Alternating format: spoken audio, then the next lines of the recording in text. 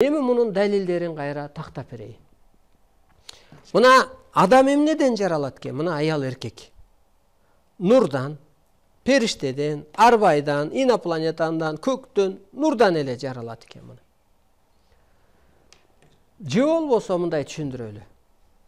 Кудай, арбай, периште, ал өзү эмне? Өзү энергия. Мазардын ээси. Мына уйдун ээси бар. Ал энергия да.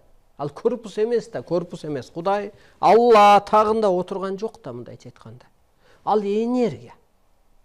А энергиядан эмне жаралды? Көрүнөн материя адам жаралды, кыргыз жаралды. Же болбосо отопленияны эле, мына паровой отопленияны элестетели. Отопление материя, ал ар жактан от чыкканда энергия бөлүп чыгат. Энергияны эмне бөлүп чыкты? Отопление бөлүп чыкты. Паровой радиатор бөлүп чыкты. Анысы кандай эле? Көрүнбөгөн дүйнө энергия, Кудайбы, арбайбы, периштеби?